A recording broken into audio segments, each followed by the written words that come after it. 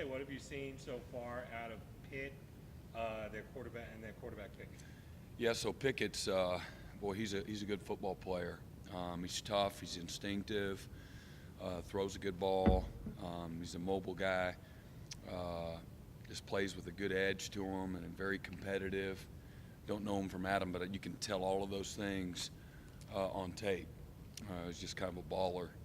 And he's got a senior offensive line, very physical, a lot of experience. Got some excellent receivers, couple good running backs that run with power and speed and catch the ball well.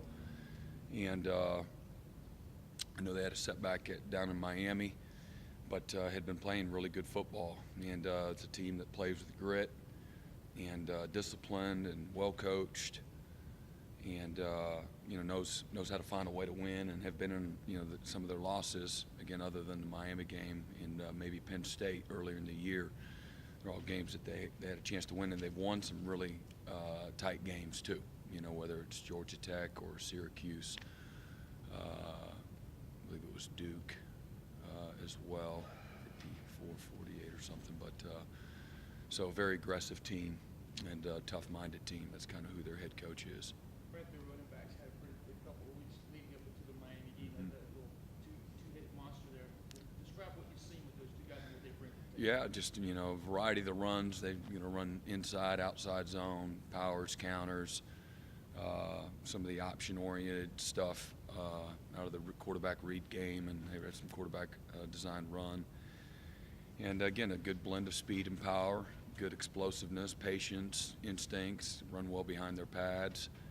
And a few weeks ago, they rushed for close to 500 yards against Virginia Tech. And so it's a very, good group of backs, to go along with their offensive line. I would say there's more similarities than not. It's just, it's a bird's eye view.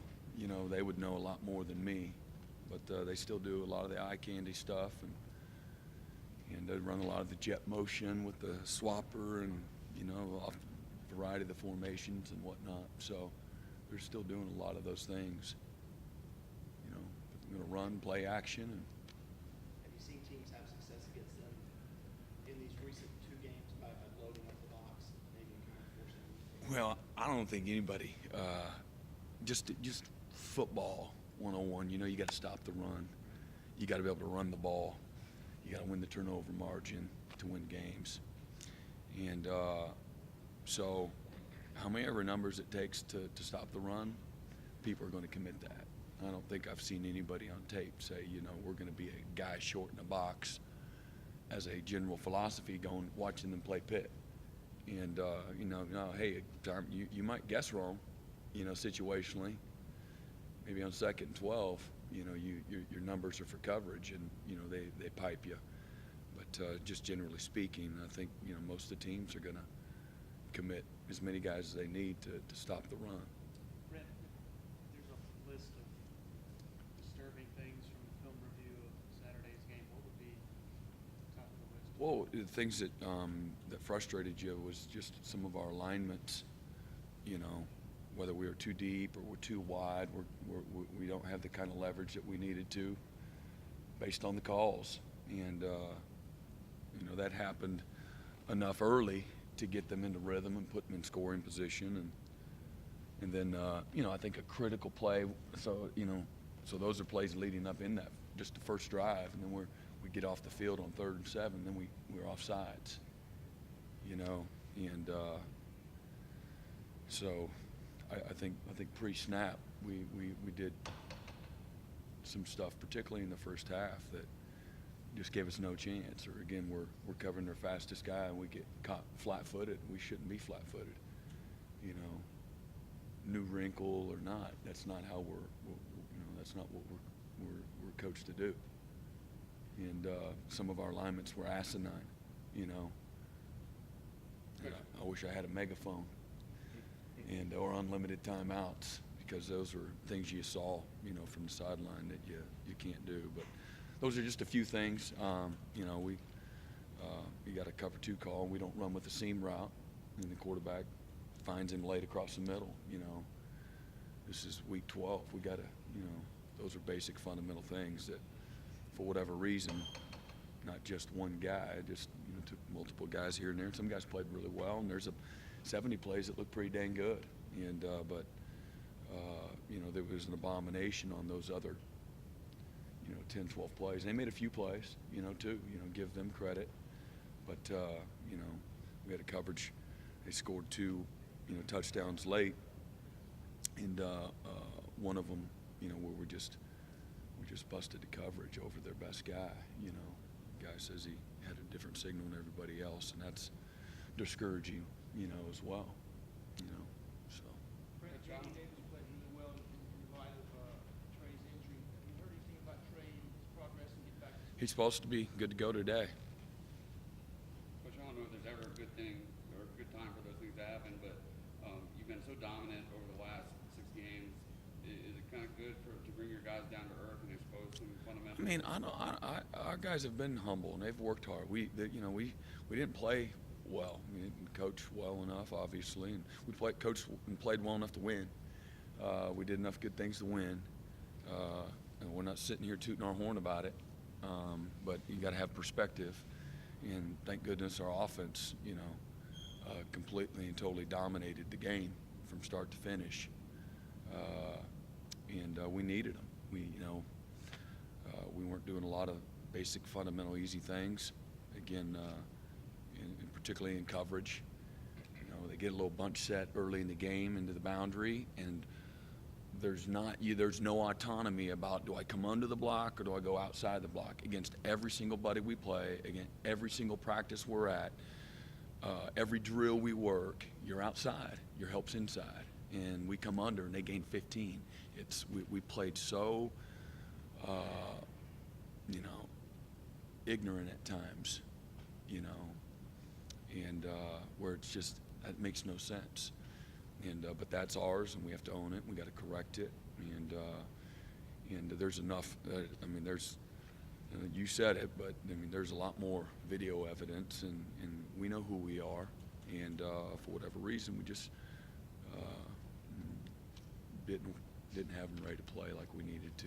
Just doing some easy fundamental things. Not talking about making crazy good plays. I'm just talking about just little things. I thought we were late. I think